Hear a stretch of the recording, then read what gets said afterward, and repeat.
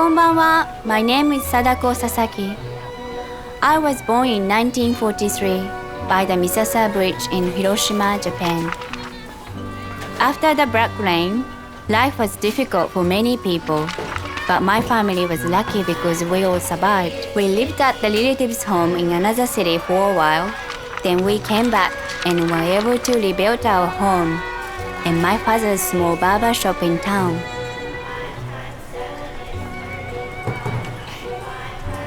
My parents worked very hard, and when I came home from school, I liked to help mother around our home with the cooking and laundry and other household chores.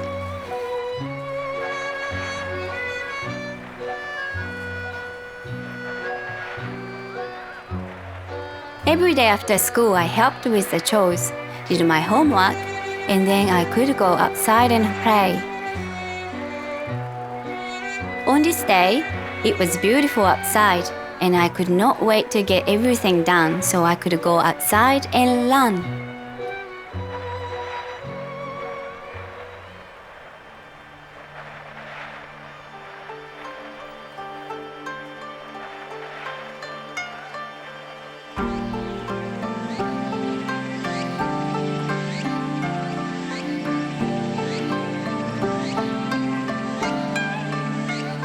Running was my favorite things in the whole world. I was faster than all of the girls, and even most of the boys.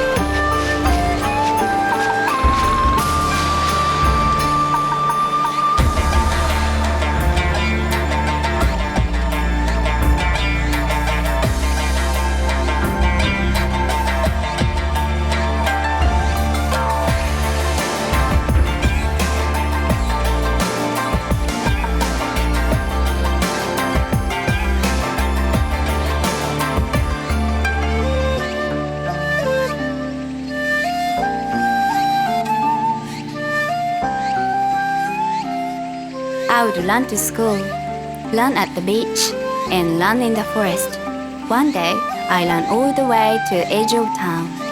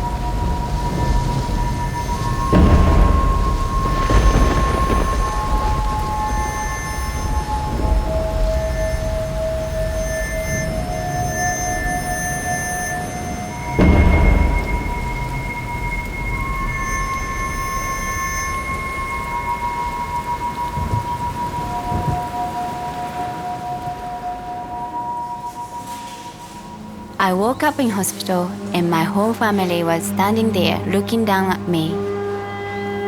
My mother and father were very upset and I was scared because I didn't know what was happening. I asked them what had happened. I told everyone I felt fine, but they all looked so sad.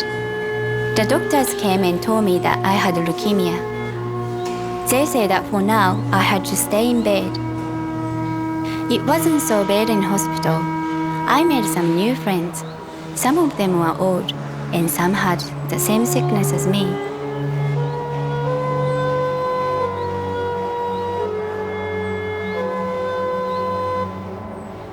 One day I was visiting the man in the next ward, and he had the most beautiful origami around his room. I saw that they are all crayons in many different colors and sizes.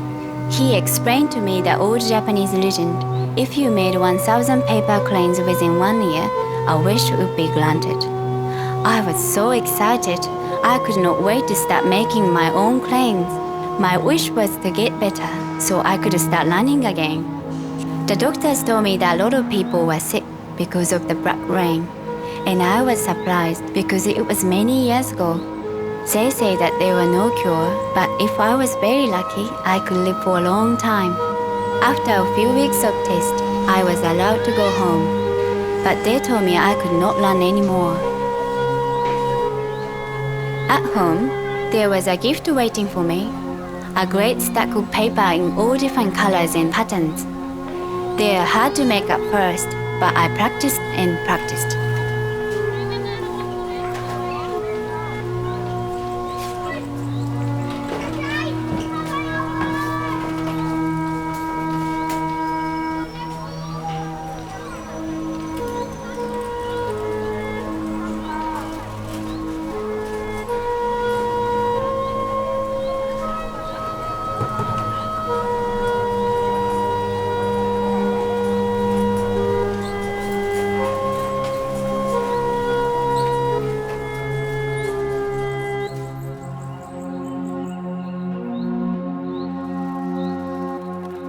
It wasn't long before I was as fast at making crayons as I was at running, and I was determined to have my wish granted.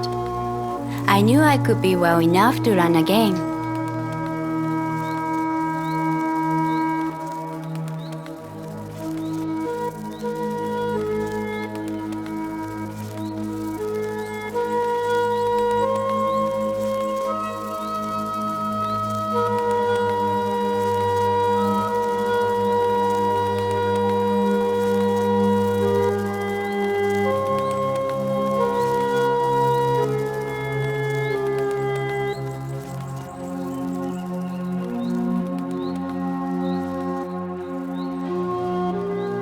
I only got to 625.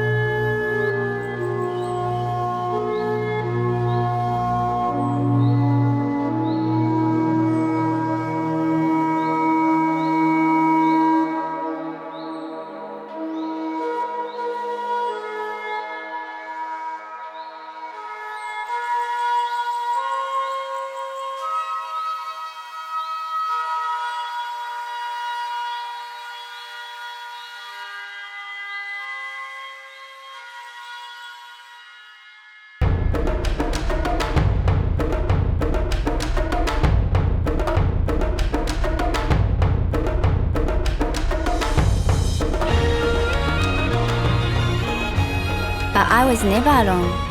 My friends at school had been making crayons too. Soon the neighboring schools started making crayons.